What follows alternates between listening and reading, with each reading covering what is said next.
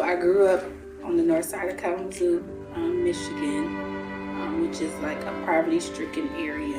And I was raised by my grandmother on my father's side. My parents were in and out of my life. My mother was incarcerated when I was younger.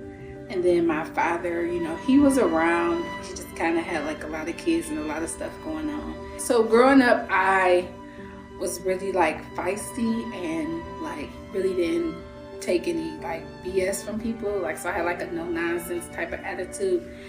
And I was like very boisterous and I could fight really good. So when people caused problems or gave me issue, I beat them up. So I, became violent because I didn't really have another outlet. Like, I didn't know how to communicate well with people.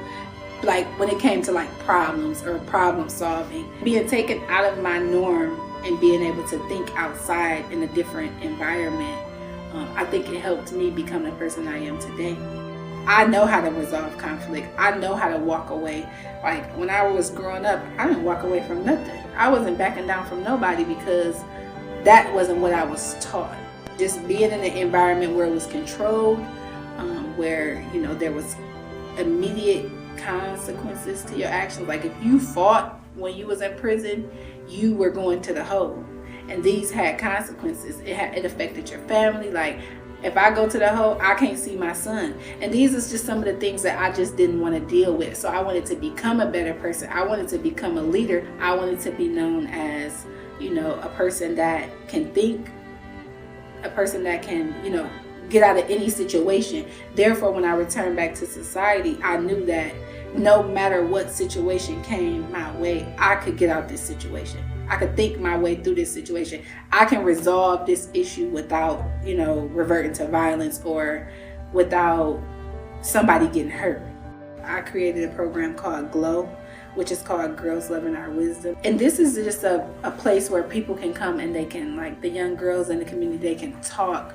We can figure out ways to resolve conflict. We teach them these things in our program so that when they go back into their communities, they already have these tools.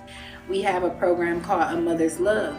It's in a group to build intentional relationships between moms and young boys, because we know that the reality of some of the situations in African American homes is that we have single moms raising young men. But we still want these young men to be able to go out into society with confidence, poised, because these are our shooters in our community now. Because they're the protectors of their home. There's no father present in the home. So now our shooters are the individuals that's learning how to protect their moms and their family. And we haven't reached everybody in our community, but we do serve people, and we do have moms and young boys in our program that, are learning things, and we are, encouraging our young men to be young men, to not throw their lives away because they felt disrespected by somebody or because they have a point to prove. Parents are hostile in a home environment because they have been working all day.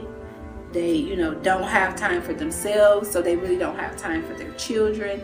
And so what our program does is provide an outlet where they can come.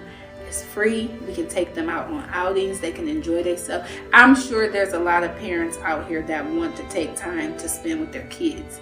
Maybe their kids are acting out. Maybe their kids aren't. That's just a desire of a parent. But we try to give them a voice so that they can have some type of effect on their child's life. Taking them to games, taking them to concerts, taking them bowling, taking them to a space where they can just be a parent and not have to worry about the rest of the world and responsibilities and everything else that goes on. Yeah, I think the goal is definitely to provide more resources and more opportunities for individuals, but I think it has to be a holistic approach. We have to have our hands and our minds set on helping the entire family. Because if we can help a kid, but we send this kid back into this broken environment, then we're really not helping that kid. We're just giving them an escape for a few hours or minutes or however much time that we spend with them, and then we're sending them back into this environment where they're back in survival mode.